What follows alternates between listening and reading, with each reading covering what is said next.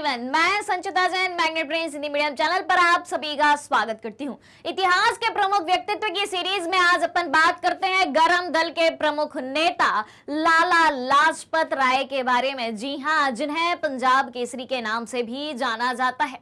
तो अगर अभी तक आपने इतिहास के प्रमुख व्यक्तित्व की सीरीज को पूरा नहीं पढ़ा है, फटाफट से जाइए उस सारे वीडियोस देखिए। मैंने काफी सारी पर्सनालिटी के बारे में आपको बताया है जिनके बारे में जानना हर एक व्यक्ति को जरूरी है।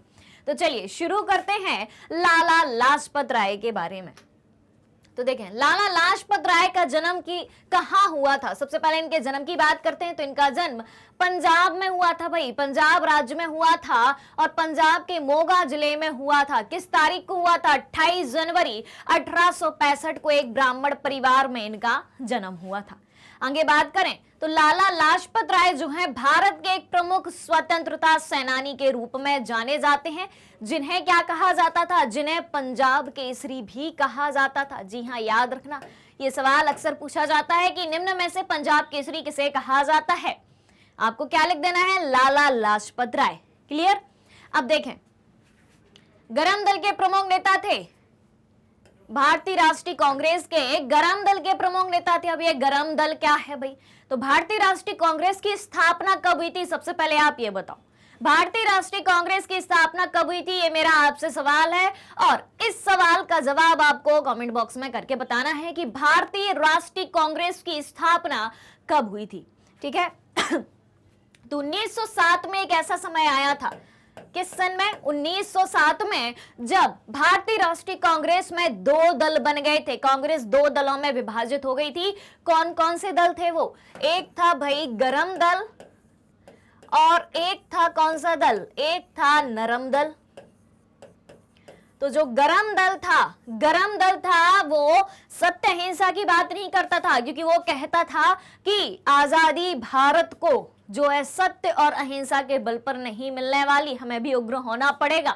तो एक तरीके से इन्हें उग्रवादी दल भी कहा जाता है, उग्रवादी दल भी कहा जाता है, और नरम दल को उदारवादी कहा जाता है। क्लियर हुई ये बात?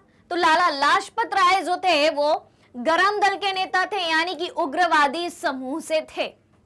और 30 अक्टूबर 1928 को क्या हुआ भाई? साइमन कमीशन सभी को पता है। तो 30 अक्टूबर 1928 को इन्होंने लाहौर में साइमन कमीशन के विरोध में एक विशाल प्रदर्शन में हिस्सा लिया था भाई। भारत आया था।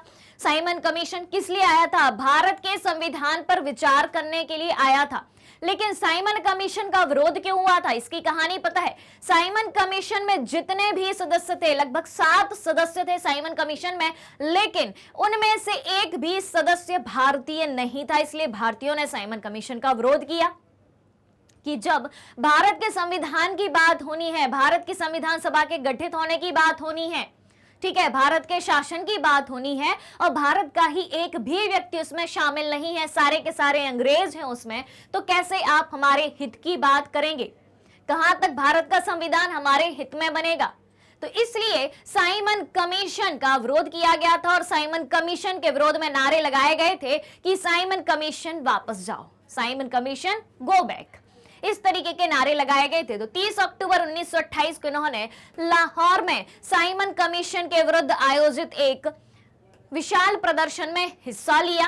किसने? लाला लाजपत राय ने। और जिसके दौरान हुए लाठी चार्ज में ये बुरी तरीके से घायल हो गए थे। लाठी चार्ज किया था ब्रिटिश सरकार ने और उसमें लाला लाजपत राय जो है बहुत ही बुरे तरीके से घायल हो गए।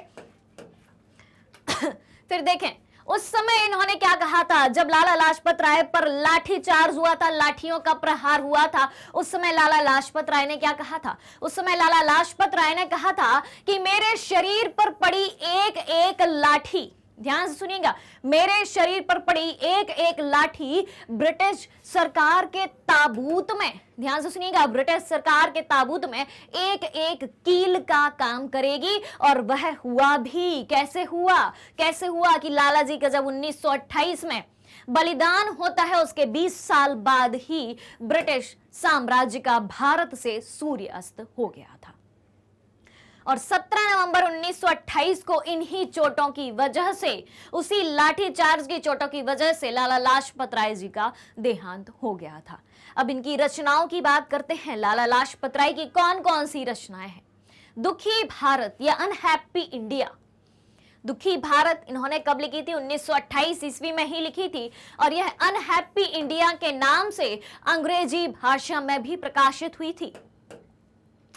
उसके बाद देखें और कौन कौन सी रचनाएं हैं, तो देखें यंग इंडिया, इंग्लैंड्स डेब्ट to India, the political future of India, the story of my life इनकी आत्मकथा है, और तरुण भारत। और इनकी एक पत्रिका भी हमें देखने को मिलती है जिसका नाम है द पंजाबी, इनकी पत्रिका का नाम है।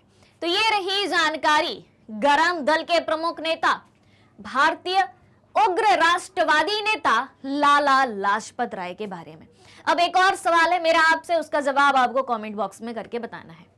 गरम दल के प्रमुख नेता के रूप में, ध्यान से सुनिएगा, गरम दल के प्रमुख नेता के रूप में लाला लाजपत राय को जाना जाता है।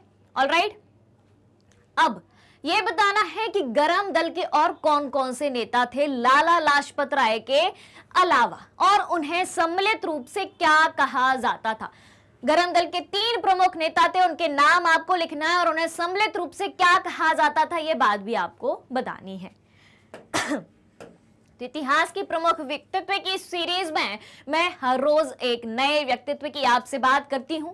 उम्मीद है जानकारी आपको पसंद आ रही होगी और साथ ही साथ समझ में भी आ रही होगी। भारत इतिहास की बात है, इसलिए भाई सभी भारतीयों को भारत के हर एक व्यक्तित्व से, भारत की हर एक महान हस्ती के बारे में जानना बहुत जरूरी है। अगर आप हमारे डेली के लाइव सेशन और रिकॉर्डेड सेशन से जुड़ना चाहते हैं, सारी चीजें उपलब्ध है मैग्नेट ब्रेन्स के यूट्यूब चैनल, वेबसाइट और एप्लीकेशन पर। और मैग्नेट ब्रेन्स इंडिया का number 1 100% free online education platform है। ई बुक्स और नोट्स की लिंक भी वीडियो के डिस्क्रिप्शन में दी है, वहां से आप अवेल कर सकते हैं। हमारे पास आपके लिए कई सारे टॉप कोर्सेस हैं और इतने सारे कोर्सेस एक ही सिंगल प्लेटफॉर्म पर हाई क्वालिटी एजुकेशन के साथ एकदम फ्री में उपलब्ध कराए जाते हैं। जी हाँ, और मैग्नेट ब्रेन्स यूट्यूब के अलावा अदर सोशल मीडिया प्लेटफॉर्म जैसे कि फेसबुक, इंस्टाग्राम, ट्विटर और टेलीग्राम पर भी उपलब्ध है। आप हमें वहां भी फॉलो कर सकते हैं और वहां से भी सारी जानकारी प्राप्त कर सकते हैं। आज की सीरीज को आप सभी को ज्यादा से ज्यादा लाइक करना है, शेयर करना है और चैनल को सब्सक्राइब भी करना है। हमारे साथ बने रहिए, जुड़े रहिए, पढ़ते रहिए, खुश रहिए। Thank you so much.